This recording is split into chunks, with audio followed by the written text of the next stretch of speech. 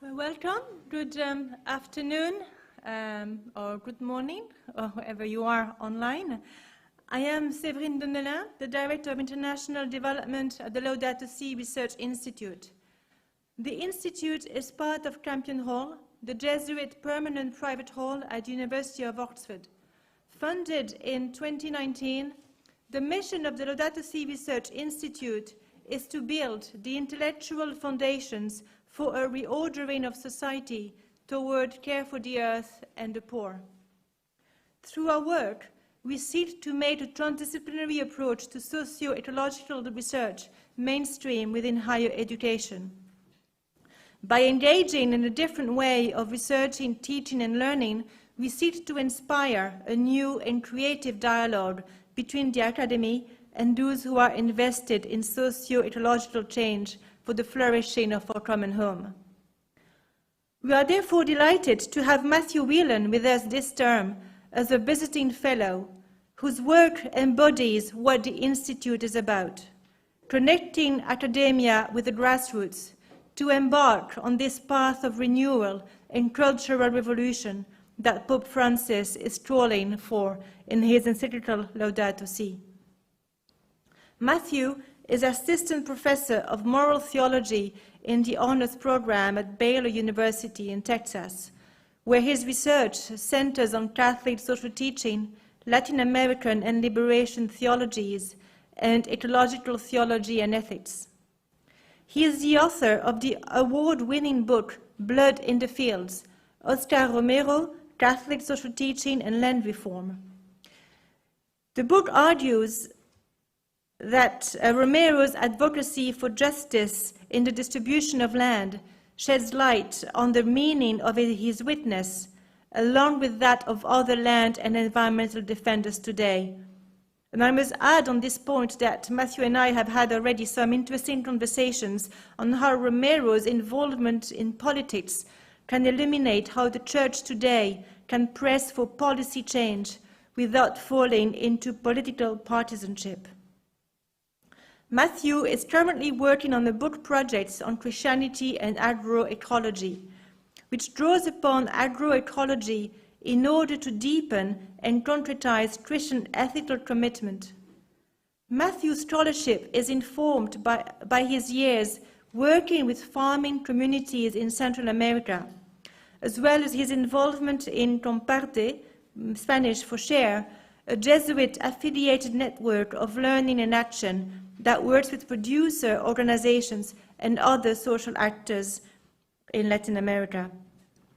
Matthew also grew up in Zambia, and he has learned a lot from his father, Dr. William Whelan, which I was told he's watching today, who is an agricultural economist who has spent his life working on famine prevention and food security, mainly in Africa.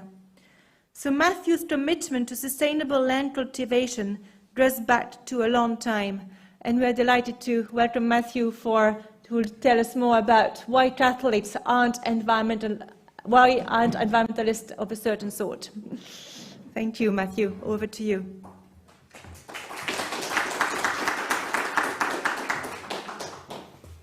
Thank you, Séverine, for that very generous introduction. Thank you to Celia, to Carlos, to Tim, to Harriet, and to all those at the Laudato Si Research Institute for this opportunity to be here, to be a visiting fellow at Campion Hall this term. And thank you also to Father Nick Austin, as well as all those at Campion Hall that have welcomed me with such hospitality and made this such a rewarding experience.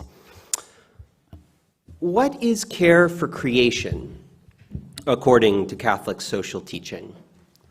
And what does this care require from us? That's the central question before us this evening.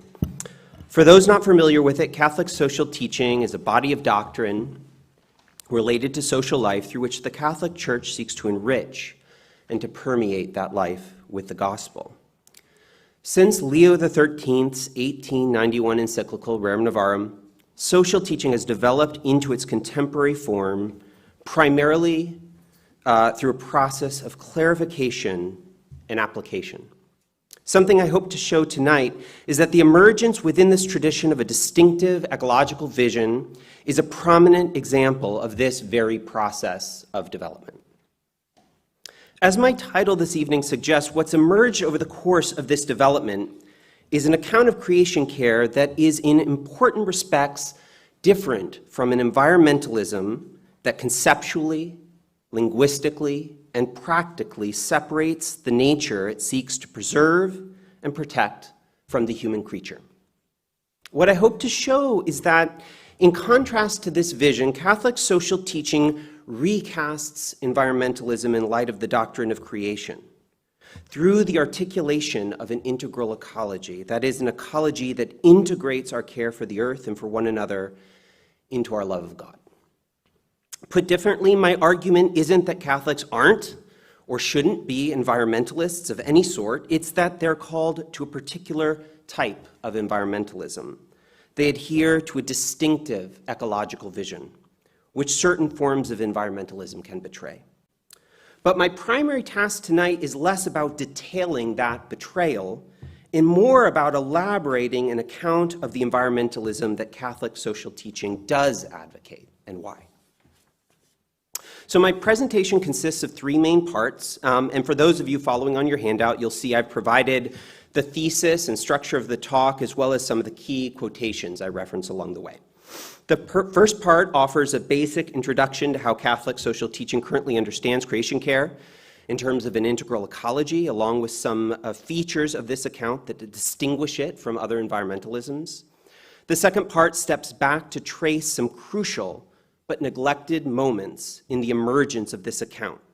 In this second part, I pay particular attention to social teaching's critique of land concentration, agricultural industrialization, and rural social injustice, because many scholars have failed to see the significance of this critique for shaping the kind of environmentalism that the tradition currently advocates. The third and final part of my talk explores some practical implications of social teaching's account of creation care, as well as its affinities with a variety of environmentalism that Catalan economist Joan Martínez Alier calls the environmentalism of the poor. So part one, Catholic social teaching's account of creation care. As the phrase is typically used within Christianity more broadly, care for creation still tends to convey care for nature, in the sense of the world existing apart from humans. I'll call this the mainstream view of creation care. Mainstream environmentalism is essentially the secular counterpart of this view. So Christians oftentimes speak of caring for God's creation in terms of caring for the earth, air, water, and forests, that is, for non-human creatures and ecological systems. They talk about stewardship over God's creation and stewardship over the environment, as if these were synonymous. My evangelical students in the United States tell me that in some parts of the Christian world, there are still lively debates about whether creation care is a gospel issue or not. As in the examples just mentioned, the presumption on each side of the debate is that creation is basically synonymous with nature, and that both name a reality separate or external to human life. What's at stake is whether we should care for that reality or not. Again, this is what I'm calling the mainstream view. In contrast, Catholic social teaching suggests a somewhat different understanding of creation care. Whereas the examples I've just been discussing begin with a distinction between humans and nature, the social teaching tradition begins with a distinction between creator and creature. One of the benefits of beginning with the creator-creation distinction is that it reveals what humans and the natural world have in common, the ontological bond between them, which is that we are creatures of the Creator. On this alternative view of creation care, creation names all things visible and invisible brought into being by God. God is the creator of the heavens and the earth, including creatures like us. Care for creation, therefore, always includes both human creatures and those other creatures, created goods, and ecological processes without which life cannot be sustained on this earth. It's important to notice that both these understandings of creation care, the mainstream view and Catholic social teachings, raise fundamental questions about the kinds of creatures we are and our role upon this earth, questions that are at the heart of the environmental crisis. It's this underlying anthropology or conception of the human that I'd like to reflect on for a moment. Notice how the mainstream view of creation care, in which we care for a natural world apart from us, resonates with an important current of environmentalism, at least in the United States. One of the country's oldest environmental organizations, the Sierra Club, was founded in the late 19th century by John Muir, and its original slogan was, quote, "to explore, enjoy, and protect the nation's scenic resources," end quote. Scenic is an important word because it suggests a place seen by an observer, and in turn suggests a kind of difference, distance, or detachment of the observer from what is observed. In the United States, the national park system is emblematic of a long-standing tradition of conservation centered upon preserving spectacular wilderness, in too many cases at the expense of the indigenous peoples that once inhabited the lands we now call wilderness. Therefore, insofar as creation care primarily names our care for a natural world apart from us, the emerging picture conveys a kind of ontological chasm between ourselves and nature. Jean Martinez Allier describes this environmentalism as, quote, "the defense of immaculate nature," end quote. Catholic social teaching, however, approaches creation care differently. To see why, we need to ask deeper questions about the kinds of creatures we are and our role upon this earth. Notice, for instance, how the developers such conservationists suppose, and to which their conservation efforts respond, presume a similar picture to the conservationists themselves, of humans as fundamentally separate from nature. Only nature, in the case of the developers, is not to be cared for, but rather raw material to be developed. For such conservationists, it's as if we're parasites upon nature. For developers, it's as if we're the owners and the masters of it. But for both alike, the underlying picture of an ontological chasm between humans and nature remains the same. Both tend to assume that all human use of the world is degradative, which is why conservationists protect pristine places from human use.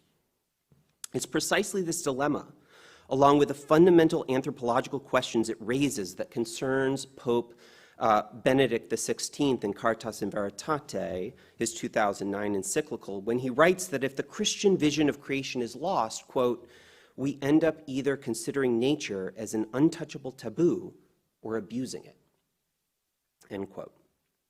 The picture of humans as fundamentally separate from nature is not a superficial one.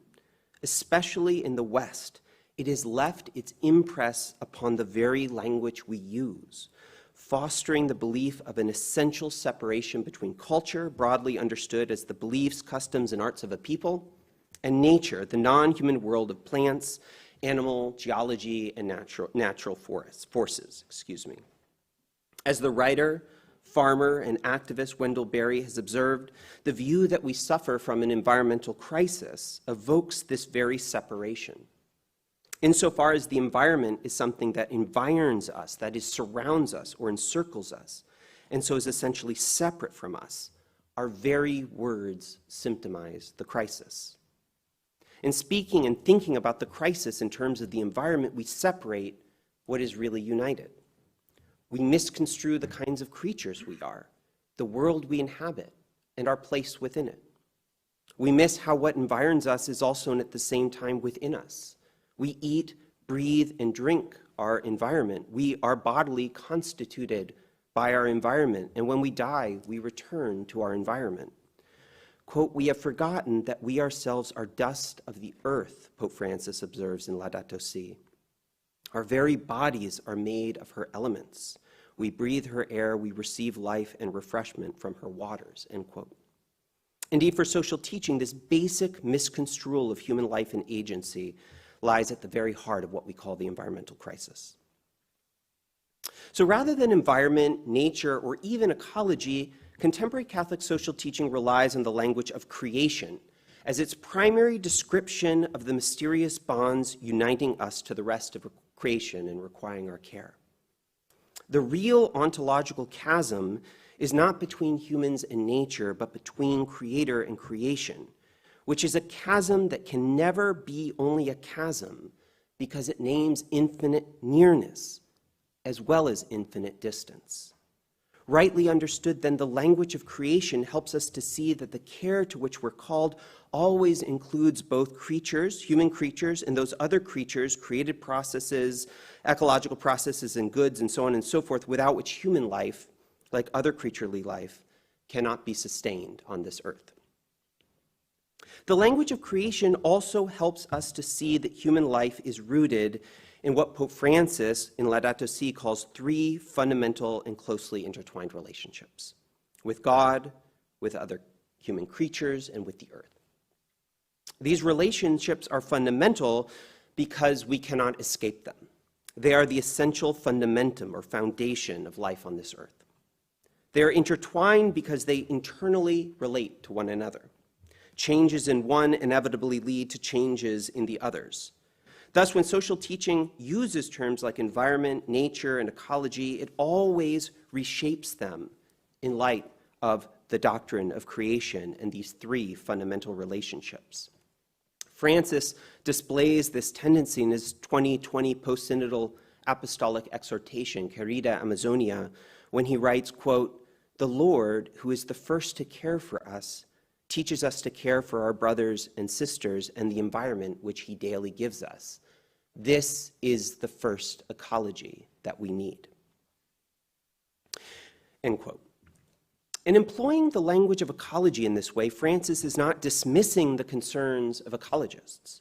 Rather, it's much better to see him as integrating those concerns into Catholic social teaching and reshaping them in light of the tradition's fundamental convictions about creation. And at an even more basic level, Francis is conveying how the creaturely bonds binding us to the creation show us that love has an ecology. For how is love of neighbor or even ourselves possible without also caring for that upon which we depend and from which we draw our lives? That is, without caring for our common home. For our relationships with God and with one another are always interwoven with the rest of the created world. Works of mercy, such as giving food, drink, shelter, or clothing to one another, inescapably involve us with other creatures in their use, with land, soil, watersheds, forests. As embodied creatures, we cannot love, consume, work, or really do much of anything without such involvement. The path of God's own work of mercy in Jesus Christ is no different. As John of Damascus argued centuries ago in defending the use of icons, God in Christ became a creature for our sake, dwelling within creation, receiving his flesh and his life from creation, and working our salvation through creation. Christ united the world with himself, the Damascene contends, such that all of creation now brims with, quote, divine energy and grace. Consequently, as embodied creatures, our communion with the Creator inescapably occurs in and through the creation. Conceiving the environment as solely external to us, rather than as a creation that includes us and upon which we depend as creatures, likewise misses important moral imperatives arising from our dependence upon the Creator and from our being followers of Jesus Christ. God also gives us a vocation on this earth, in other words, a comprehensive and integrated way of living in response to God's calling, a vocation of care. And contemporary Catholic social teaching consistently describes this vocation by drawing on the second chapter of Genesis. We're placed in the garden of the world to till and to keep it. Because we have bodies, we require certain things of the world God creates: food, water, air, clothing, shelter, that are necessary for our survival and our flourishing. So we must till the earth. We must cultivate and otherwise work land to meet the needs of ourselves and others. But we must also, and at the same time, keep the earth. That is, care for, protect, preserve it in our very cultivation of it, ensuring the earth's ongoing fecundity for those in the present and those who will come after us. This task of keeping reflects our responsibility for the home we share in common with God's other creatures and upon which all creaturely life depends. Our vocation to till and to keep, then, is a vocation of care, two interrelated aspects of which I want to underscore.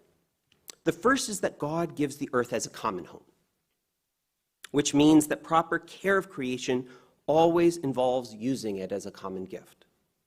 Consequently, those of us with the world's goods always have duties to others, especially those who presently lack what they need and are excluded from the world's gifts, as well as future generations who will also need to make use of this earth.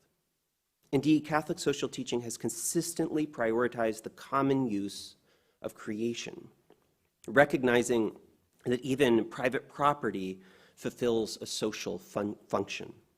As Francis explains in Laudato Si, quoting John Paul II, quote, "The principle of the subordination of private property to the universal destination of goods, and thus the right of everyone to their use, is a golden rule of social conduct and the first principle of the whole ethical and social order," end quote.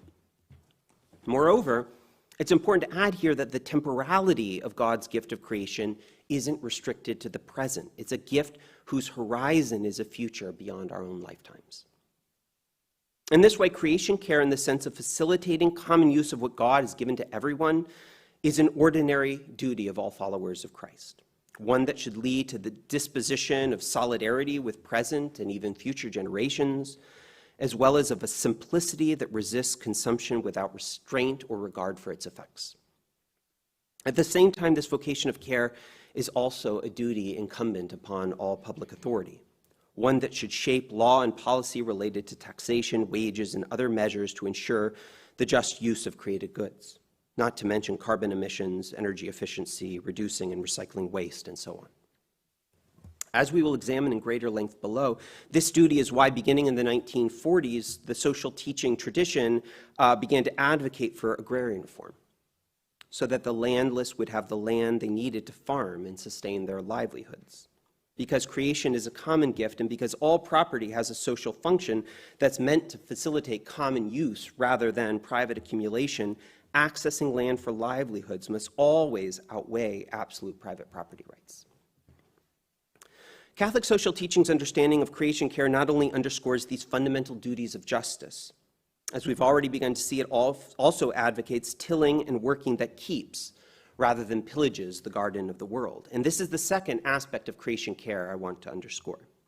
Benedict XVI has been particularly eloquent on this point, writing in Caritas in Veritate about how all creation displays, quote, "a design of love and truth, an inbuilt order that enables us to draw from it the principles needed in order to till and to keep it.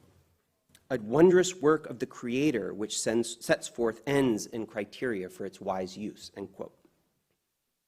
What kind of tilling and keeping and forms of work more generally take these principles, this grammar, seriously?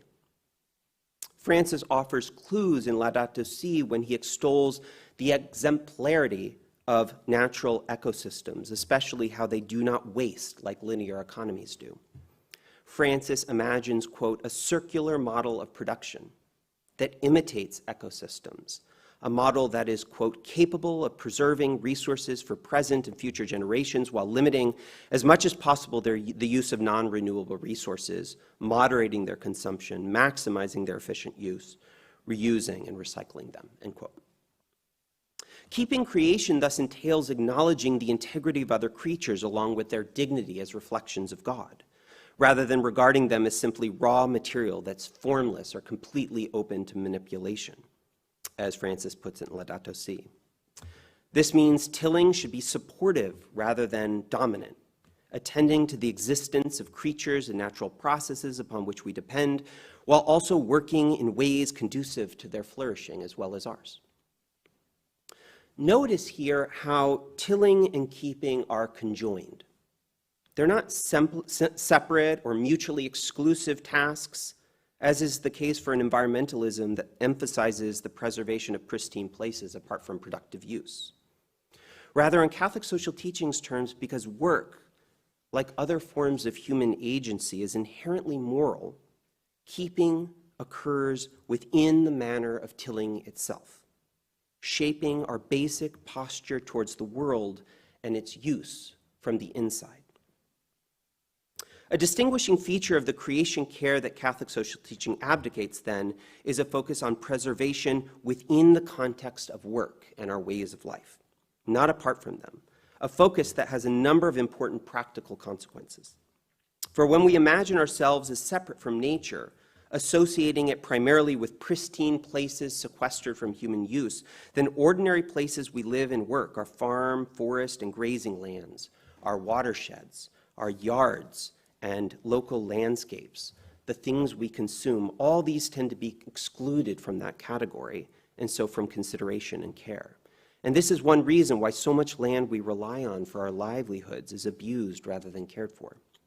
But from the vantage of Catholic social teaching, while these lands certainly have a life apart from us, they also, and just as importantly, have a life within us.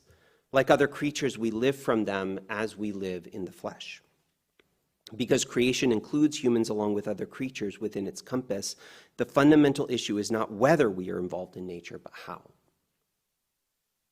In Laudato Si, the name Francis gives to the account of creation care we've been examining is integral ecology, from the Latin integralis, for forming a whole. For Francis, this whole includes and integrates our relationships as creatures to the Creator, to one another, and to the earth. Once again, notice how Francis reshapes the language of ecology in light of these relationships, bringing into view what he calls, quote, a broader vision of reality.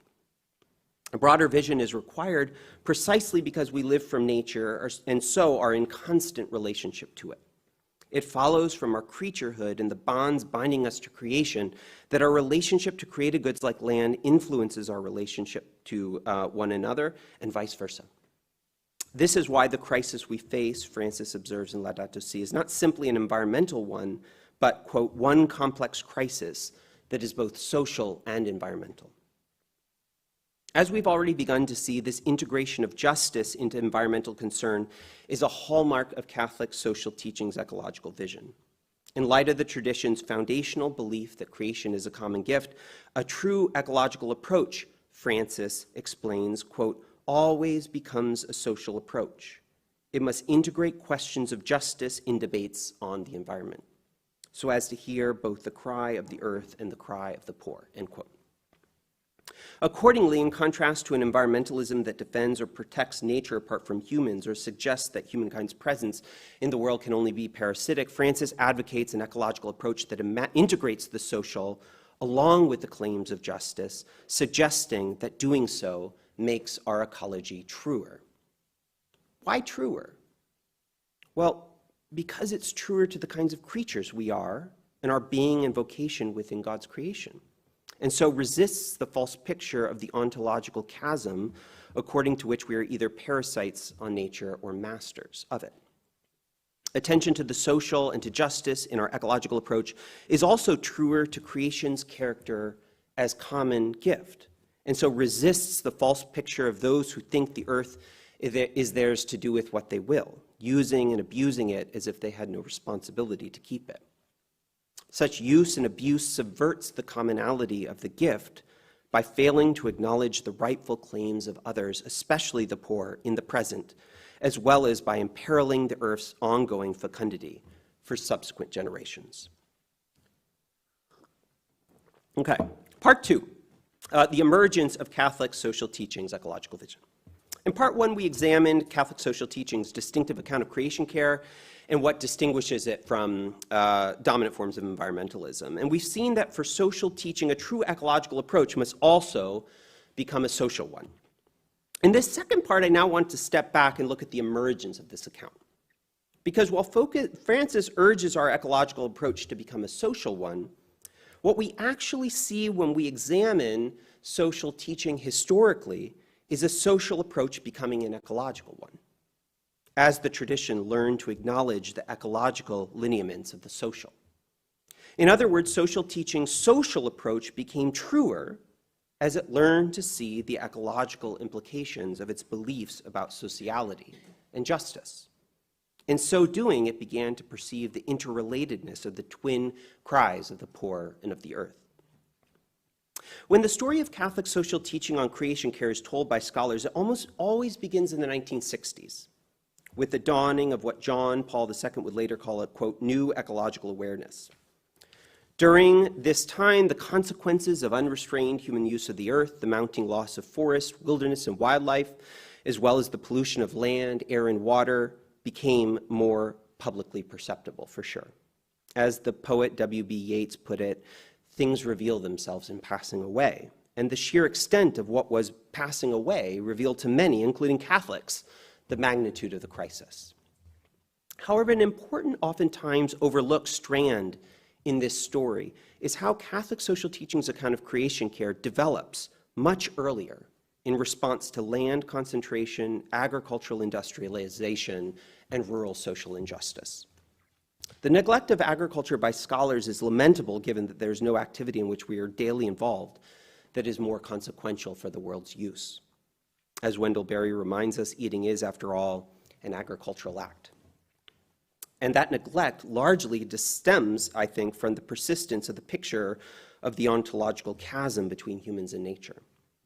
Yet the very reality of agriculture, as its etymology itself conveys, unsettles this picture, combining both the culture of cultivation and the nature of goods like fields.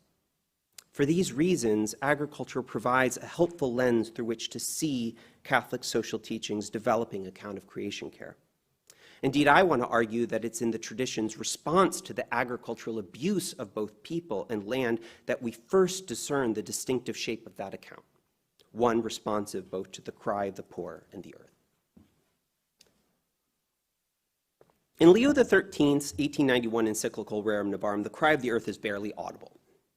What is audible, however, is the cry of those without land or property upon which they can build houses to inhabit and plant fields to harvest. Leo is writing at the time of dispossession, with workers streaming, quote, surrendered, isolated, and helpless into Europe's cities. Leo sees the resulting situation in which workers are subjected to, quote, the hard-heartedness of employers and the greed of unchecked competition as a new form of slavery. And in response, he advocates for radical expansion of access to property. The law, he declares, should favor ownership, and its policy should be to induce as many as possible to become owners. In addition to addressing inequalities between rich and poor, this expansion of ownership, Leo thinks, would lead to greater production because, quote, people always work harder and more readily when they work on that which belongs to them. And additionally, they, quote, learn to love the very soil that yields in response to the labor of their hands, end quote. Leo's insistence that ownership of land is an essential condition for loving and caring for it is significant, I think. Comparison, to Berry is once again helpful, who's argued for decades that land is given to us to care for, and that a prerequisite of that care is knowing and loving what we've been given. Practically, this involves people being able to stay put on land that they already have or to gain access to land that they don't. The overriding imperative is that, in Berry's words, echoing Leo's, quote, as many as possible should share in the ownership of the land and thus be bound to it by economic interest, by the investment of love and work, by family loyalty, by memory and tradition, end quote. Of course, such widespread ownership and stability of access to land is no guarantee that farm, forest, and grazing lands will be well kept, but it's certainly a crucial condition, Berry thinks, for such keeping. However, since the late 19th century, arable land, like other forms of productive property, have not been more justly distributed. They've been steadily concentrated. And Catholic social teaching has consistently registered this reality. In his 1931 encyclical Quadragesimo Anno, for instance, Pope Pius XI reiterates Leo's principal aims, what Pius calls, quote, the redemption of the non-owning workers in light of the spread of manufacturing and industry beyond Europe, which has led to the, quote, enormous increase of the non-owning working poor whose groans cry to God from the earth, end quote. The cry of the earth still remains inaudible. But what is still audible is the cry of, quote, an army of rural wage workers pushed to the lowest level of existence and deprived of all hope of ever acquiring some property in land. and therefore permanently bound to the status of non-owning worker unless suitable and effective remedies are applied, end quote. If, as Leo thought, widespread and secure ownership of land and other forms of productive property is essential to its care, then the concentration of arable land presaged abuse, as what the Dominican theologian Vincent McNabb called, quote, factory methods in agricultural industrialization advanced during the 20th century. The Catholic land movement, which McNabb helped lead, arose in England in the century's early decades and was an important precursor to similar movements throughout the world. The National Catholic Rural Life Conference and Catholic Worker in the United States, as well as related efforts in Latin America and elsewhere, all of which registered agro-industry's abuse of both people and land. These movements were inspired by Leo's declaration in Rerum Novarum that law and policy should facilitate widespread ownership of land and productive property. Significantly, these movements began to hear the cry of the earth in addition to the cry of the poor. In a 1925 letter written to a fruit grower whose farming methods depleted the soil from which he derived his substantial profits, McNabb asks, quote, "Do you forget that there was a heavy dividend for the men who destroyed the wealth of the American forests with the rip saw? I was told of a man in Sussex who made it pay to ruin the Weald with his pigs. It paid him, but it did not pay Sussex. It paid the timber merchants to ruin the American forests. It did not pay America." End quote. According to McNabb, insofar as a society organizes its tilling exclusively in accordance with the principles of production of commodities for markets, rather than the production for the nourishment of households, the securing of livelihoods, or even the keeping of land itself. Insofar as a society so organizes its agriculture, then profit may very well be made from such, quote, agricultural factories, but it will be extracted at the expense of both people and land. For McNabb, the crux of the problem with such a system is that, quote, land is not treated as land, but rather as raw material for production. Its use is determined by the imperatives of profit and the vagaries of markets, rather than by the needs of communities and even of the land itself. However, such a system loses sight of, quote, the beginnings and the ends of things. Instead of fostering an economy that serves people's true needs and cares for the sources of human life and livelihood, such a system inexorably presses everything into the service of the market. What McNabb is describing in these passages is capitalism's utopian goal of a disembedded, fully self-regulating market society.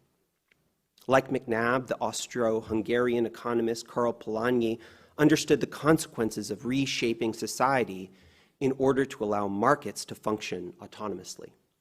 Importantly, this process entailed labor and land being treated like commodities, even if fictitious ones in Polanyi's formulation. The commodities description is fictitious because it's false to the kinds of creatures we are, and the bonds binding us to the rest of creation, which is precisely what makes the project of a market society so utopian. According to Polanyi, it cannot be fully realized, quote, without annihilating the human and natural substance of society, end quote. Nevertheless, the fashioning of a market society proceeded on the basis of this fiction, and the damage to people and land was the inevitable result. Quote, to allow the market mechanism to be the sole director of the fate of human beings in their natural environment, Polanyi warned in 1944, would result in the demolition of society. For labor cannot be shoved about, used indiscriminately, or even left unused without also doing the same to the humans who are the bearers of that particular commodity. Nature would be reduced to its elements, he continued, with neighborhoods and landscapes defiled, rivers polluted, and the power to produce food and raw materials destroyed. End quote. It's no coincidence that around this same time, beginning in the 1940s, Catholic social teaching first explicitly attends to the interrelated cries of the poor and of the earth. In one address, commenting upon post-war economic development, Pius XII critiques the lack of proper subordination of markets to human goods, along with the resulting concentration of productive property and damage to human communities, and crucially, quote, to natural goods, especially the soil. In another address, Pius argues for an economy that puts people and their needs first, decrying excessive, quote, experimentation with mass production, with the exploitation to the point of exhaustion of every resource of the soil and subsoil, end quote. In another address, he laments the eclipse of an agriculture in which farmers work with loving care upon their land, which belongs to them and upon which they depend, and the rise of an industrialized agriculture for which land is reduced to raw material to be exploited.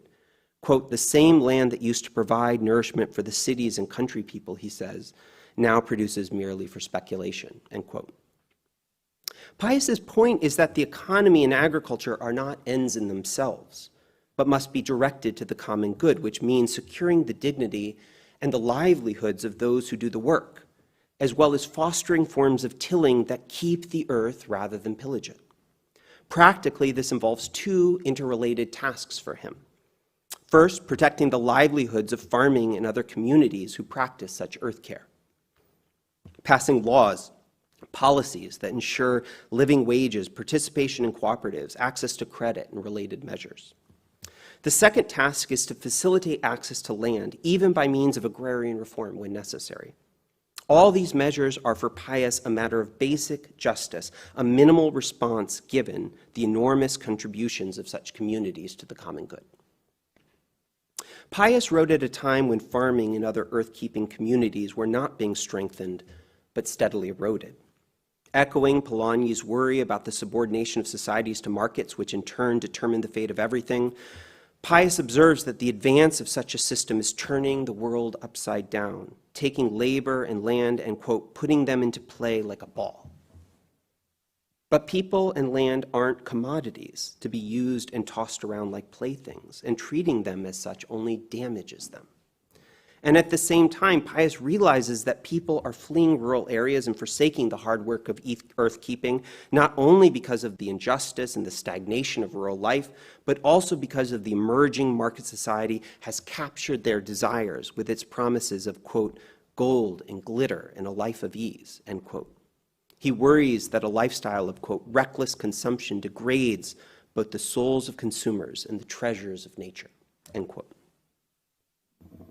There's much more to say about the development of Catholic social teaching's account of creation care, but I think it's really in Pius XII's thought that many of its distinctive features were first gathered into a cohesive whole.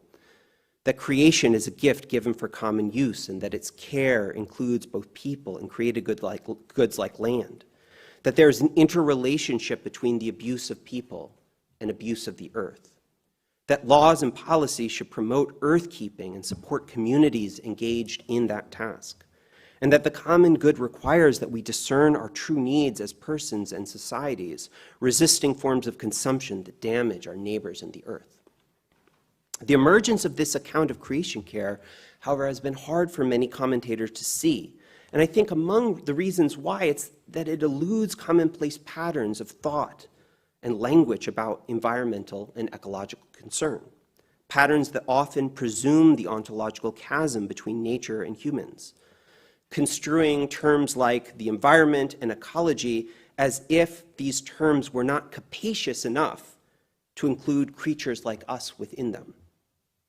However, just as Francis reminds ecologists that their approach becomes truer as it integrates justice, we see within Catholic social teaching a growing acknowledgement that its approach to social life and justice becomes truer as it integrates the ecological. The reason is because the language of creation better describes the three fundamental and closely intertwined relationships that govern our lives. It offers us a vision of a larger whole in light of which any ecological approach must expand to include the social, just as any social approach must expand to include the ecological. Part 3. In this third and final part of my talk this evening, I wanted to turn to the question, what does this account of creation care we've been examining look like on the ground? So one prominent contemporary instance of it, I think, is the World Meeting of Popular Movements.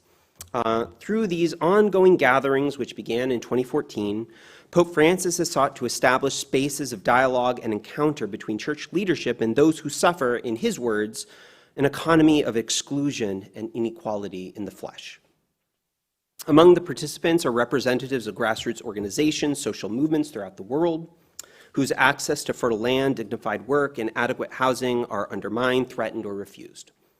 They're landless farmers, smallholders, and migrant farm workers. They're people who dwell in slums, on the streets, and in abandoned houses. They're waste collectors, street vendors, seamstresses.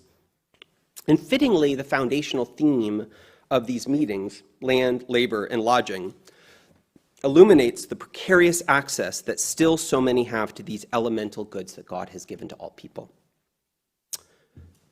Quote, do we realize that something is wrong in a world where there are still so many farm workers without land, so many families without a home, so many laborers without rights, so many people whose dignity is not respected? Francis asks in his second address. Before continuing, quote, do we realize something is wrong when the soil, water, air, and living creatures of our world are under constant threat? According to Francis, these questions are internally related to one another, and the invisible thread that unites them is an economic system that has, quote, imposed the mentality of profit at any price, with no concern for social exclusion or the destruction of nature, a system that is, quote, tearing apart our common home. The meetings of popular movements display some of the concrete convergences between Catholic social teaching and a variety of environmentalism that Martinez Allier calls the environmentalism of the poor. An environmentalism distinct from the defense of immaculate nature described above. The environmentalism of the poor emerges from the impact of economic growth and consumption upon the world's peripheries, especially upon people directly dependent upon land, water, and forests for their livelihoods. One famous example is the Chipko movement, which arose in India in the 1970s when peasant women whose livelihoods were threatened by deforestation physically embraced trees to prevent their destruction. Chipko means to cling in Hindi, and it's the origin of the often derogatory term tree hugger, as it turns out. Another example is the Serengero Movement, which is a Portuguese word for traditional rubber tree tappers in Brazil. And this movement was led by the unionist and activist Chico Mendes in the Brazilian Amazon in the 1980s. And similar to the Chipko movement, the Serengero peacefully resisted the clearing of forests that sustained their livelihoods, bodily blocking routes into rubber reserves and advocating for sustainable use of the forest. One final recent example of the environmentalism of the poor is the movement that arose in 2016 when a group of women from the Standing Rock Sioux tribe came to set up camp to monitor the construction of a pipeline that threatened to desecrate their sacred sites and contaminate their water. Those who gathered called themselves water protectors, and their mantra was Maniwikoni, which is Lakota for water is life. In these ways, the environmentalism of the poor begins with the environment as a basis for human subsistence and survival, rather than with revering nature or sequestering pristine places from human use. Of course, this is not to say that proponents of the environmentalism of the poor don't also revere nature or sequester it, but they do so without prescinding from the human creature or the environment as a basis of human life and livelihood. And in contrast to the picture of human and nature as separate and competitive, the picture that sustains the environmentalism of the poor is that of humans and other creatures integrated together into a larger whole, a common home, which is an important affinity between this environmentalism and Catholic social teaching. One group that exemplifies this variety of environmentalism and that's been present in the meetings of popular movements since its beginning is the Landless workers movement, which first emerged in Brazil in the 1970s with support from the Catholic Church and its Pastoral Land Commission, among other organizations, and which is one of the largest social movements in Latin America today. In the face of a burgeoning Brazilian industrial agricultural economy that concentrated arable land and excluded many from access to it, the movement began a strategy of massive and continuous land occupations, seizing and settling land upon property titled to others, but left idle.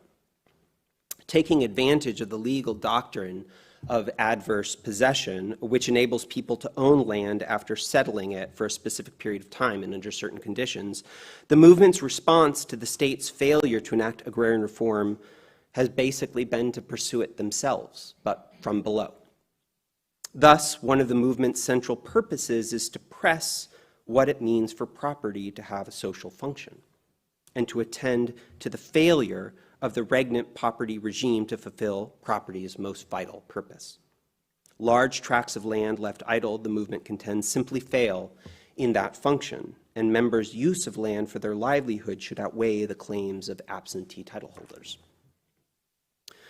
The movement also presses what it means for property to fulfill a social function in yet other ways, claiming not only that people should have access to land to farm, but that people must learn to keep and care for the land that they have in their very farming of it. In short, the movement advocates both for a better distribution of the means of production and for a new model of production as well. Since the early 1990s, this has involved explicit integration of ecological concern into the movement's advocacy for justice, a development similar to the one we traced above. So central to this process has been a critique of how, in addition to excluding people from access to land, industrial agriculture also flattens forests, degrades land, water, and air, and poisons people. And as one member distilled the fruits of this process, the movement's overarching principle was, quote, the right to life, along with a recognition that this right entailed both access to land and caring for it. Quote, the argument is that we cannot defend a right to agrarian reform without respecting the environment, and we cannot defend and protect the environment without considering the agrarian and social aspects relative to land use, end quote. In other words, the movement learned to see the ecological goods implicated in the social goods they sought, as well as the correlative social goods implicated in the ecological ones they were now beginning to embrace. The integration of ecology into the movement's vision of justice eventually led to its adoption of agroecology, an approach to agriculture that, as the name suggests, brings an ecological rationale into the study, design, and management of agricultural production systems. In general, agroecology appeals to ecological principles in order to guide agricultural practice, principles like closing resource cycles of nutrients and biomass, enhancing soil health and functioning through adding soil organic matter and fostering biological activity, and also incorporating more and distinct kinds of agrobiodiversity, so biodiversity within the context of the field itself. As I've argued extensively elsewhere, there are striking convergences between agroecology and Catholic social teachings' call for a kind of tilling that keeps the earth rather than pillages it. Agroecology resonates with Benedict's belief that creation has a grammar from which we can discern principles for its good use, as well as Francis's search for a circular model of production based on ecosystems.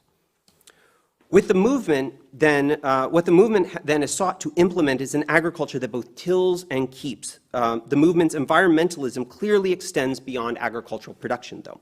Its members not only employ agroecological practices like agroforestry or the cultivation and the conservation of trees within production systems, communities also work to preserve and protect the forest where it presently exists, while also undertaking reforestation projects where the forest has been cleared. And relatedly, because many of the movement's settlements exist in the vicinity of reserves of protected areas, lands that are under constant threat by illegal logging and extraction, it's commonplace for communities to engage in collective action to monitor and defend these areas from encroachment, appealing to public authorities to enforce existing laws.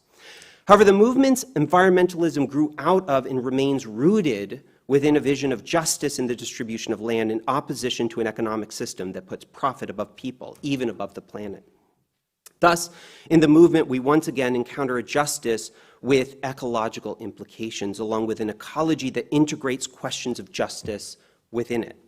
In this way, the movement not only exemplifies important aspects of Catholic social teaching's own account of creation care, it also points to the conflicts that this teaching can occasion and the risks its advocates face when they practice it in our world.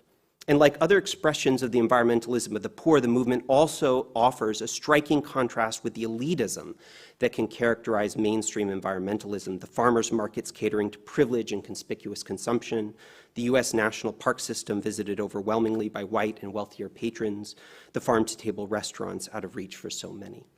So let me briefly say, by way of conclusion, that my presentation this evening has examined care of creation from the perspective of Catholic social teaching, along with the development and some of its practical implications. And among the most distinctive features of this account I've tried to suggest is how it integrates our care for the earth and for one another into our relationship with God.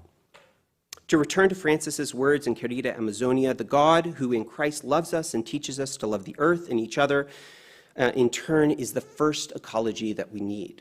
But this ecology, while first, is also one whose implications for our tilling and keeping remains the site of ongoing discussion, clarification, application, in short, the site of ongoing development. Given the long-standing commitment of Catholic social teaching, then, it's therefore fitting that in instigating a renewed dialogue concerning care for our common home, Francis would regard the environmentalism of the poor and its practitioners as crucial partners in the process. In so doing, Francis is calling us away from an environmentalism that is premised on a separation of human and nature, and often practiced as a separation of wealthy and poor, and moving us towards an ecological vision that invites all of us together to care for our common home. Thank you.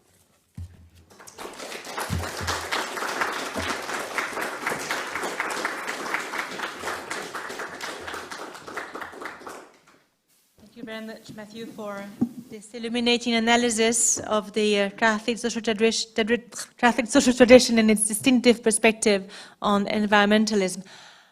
I'm aware of the time. Are we allowed to go to 6:35? Yes, perfect. Okay. Sorry about that. So I'll take two questions. I have my own, but I'll see whether there's first question from the audience.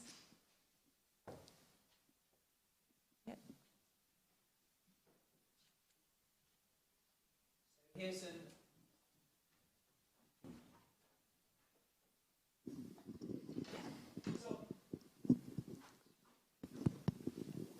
So here's an online question for you, Matthew, from Deborah Bowen. I love your emphasis on our place under the Creator as creatures, just as other aspects of nature are creatures.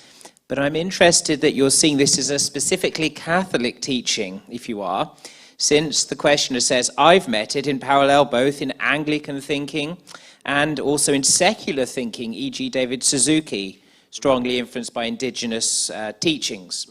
Could we see creation itself as a teacher in this way, if we pay careful attention to it? Perhaps here we see an aspect of common grace, as the book of nature speaks with a voice that can be audible to all. Any thoughts?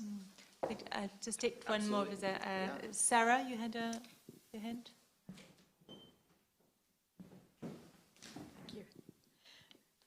Thank you. Thank you very much for your talk. I enjoyed it greatly. I work at a place called the Environmental Change Institute at Oxford, where I guess we're all on some sort of spectrum between the environmentalist and the ecologist, but quite heavily weighted in the ecological social justice direction. I'm thinking we humans, we're technologists as well. It's part of being human. We use tools. And integrating technology in the way in which we integrate technology into our lives is a very important part of how we live, what we rely on, what seems important to us. And part of the outcome of all that we're now seeing is that half the population of this earth, the human population, now live in cities. So they're a very, very long way, most of them from wilderness, and a lot of them even are a long way from a park. And I won't ramble any longer, but I wonder what your thoughts are about where theology has got to in addressing us as technologists, to whom, and people to whom technology is integral as well. Natural in this room either. What's that? There's nothing natural in this room. Yeah, sorry. Well, just with regard to the first question, the online question, absolutely. I'm completely in sympathy with that line of thought. I guess I should clarify by distinctive, by using the language of distinctiveness with regard to Catholic social teaching on these questions. I didn't mean to suggest it was the only place that you can find this way of thinking, but rather distinctive vis-a-vis other forms of environmentalism, of which there are many. And one of the things that I just constantly encounter is a failure to distinguish between different varieties of environmentalism, to acknowledge them, and their differential emphases. And so that's all I was trying to do by emphasizing the distinctiveness. And of course, there should be deep similarities between what Catholics believe and what others, Anglicans and other Christian communities believe. So absolutely. Yeah, in terms of the subject matter of this talk, right, I mean, one question that's worth considering is why has there been and continues to be such a massive shift of the human population into urban centers? And one of the real questions that the tradition that I work with in presses is what rural social injustice has to do with that movement of people, right? Other things, it's very complicated, but that's a huge part of it. I mean, I'm a student of Oscar Romero, and he is looking at similar developments in El Salvador in the 1980s, and he names them as the fruit of rural social injustice, not only the movement of people to cities, but migration patterns, including the migration patterns now that we are seeing to the United States and cities within the United States. So by all means, I think that the question's a crucial one, but we also need to ask why this movement, what's going on exactly.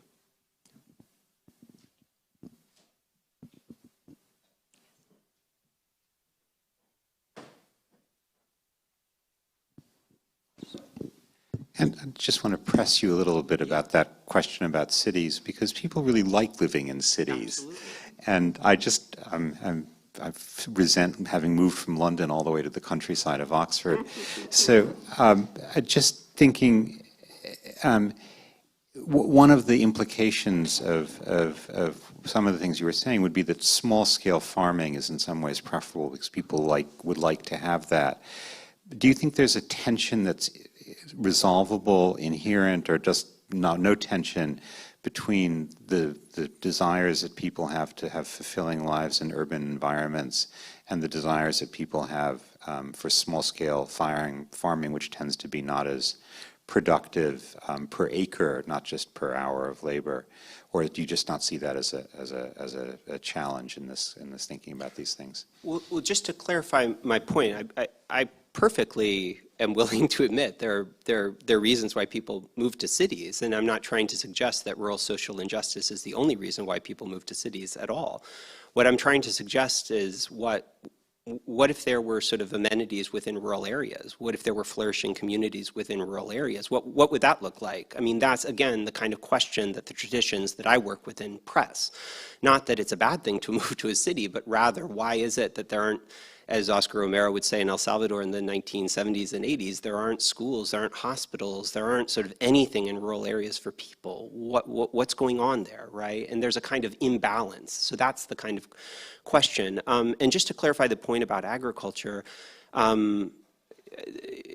it's really complicated. I'm not exactly advocating only an exclusive vision of small-scale agriculture at all. I mean, I'm very persuaded that forms of conservation agriculture can be brought to scale, on a massive scale in the United States, and that's one of the things that should be doing, and not that farmers should be doing, and not only that they should be doing it, but they are doing it.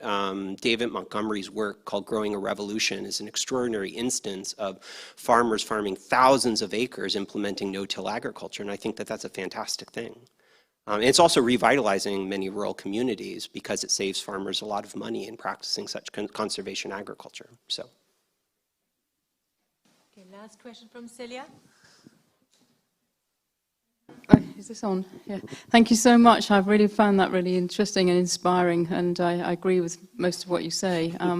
My question has to do with a tone that I detected a little bit, that you seem to be resisting efforts at conservation or developing pristine environments and that kind of thing. Yeah. And about last summer, we had Enric Sala speaking to us about pristine seas and other things. He works for the National Geographic. Yeah. And it's clear that some of those movements aren't always necessarily as sensitive as they could be to indigenous peoples and that kind of thing, but that they're moving in that direction. So I just wondered whether the tone of sort of not exactly contrast or almost resistance that you seem to be implying was all that helpful, or whether we should actually try and encourage those who are committed to biodiversity, and seeing that actually the basis of protecting that biodiversity can also have a knock-on effect on some of the most impoverished communities in the world, that in a sense is also the path through which we should walk, as well as stressing this really helpful understanding of a different approach to agriculture that respects those who are poor and vulnerable and gives them access to land and so on. So I'm just wondering if there can be a more complementary approach rather than a slightly sort of tone of conflict. I totally get the market economy and all those things, but when it comes to the other areas of conservation of biodiversity, protecting, if you like, different species, things which indigenous peoples and hunter-gatherer societies are so hot on themselves, but they're not necessarily farming communities. So if you like, pre-farming communities, they're also even more vulnerable. So what do we do in that situation? So I'd just like your comment on that. Thank you. Yeah, and that you're absolutely right to press that, Celia. That's exactly right. Is what I was trying to suggest a little bit in the discussion of the environmentalism of the poor. Not that these communities don't care for and want sort of pristine places, forests, waterways, but that they also use them oftentimes, right? So it's not either or, it is both and. And I think that the environmentalism of the poor really sort of exemplifies that maybe alternative tone that you're suggesting, but also sort of the conflicts that it oftentimes leads to against those who are not trying to use waterways in ways that actually preserve and protect them. So yes, I think it's much better articulated as a both and. I think that's exactly right. And once again, I just think that the environmentalism of the poor points in that direction to a certain extent. I mean, the communities, the landless worker communities, for instance, are oftentimes patrolling and protecting national parks within Brazil, and they're arguing that the law should be enforced, right? So these are communities that exist on the outside. So once again, I think it sort of points in very much in the direction that you're suggesting. Thank you very much, Matthew. I think we can continue the conversation over the reception at the just here. So let's thank Matthew for giving us really good food for thought and further conversations. Thank you.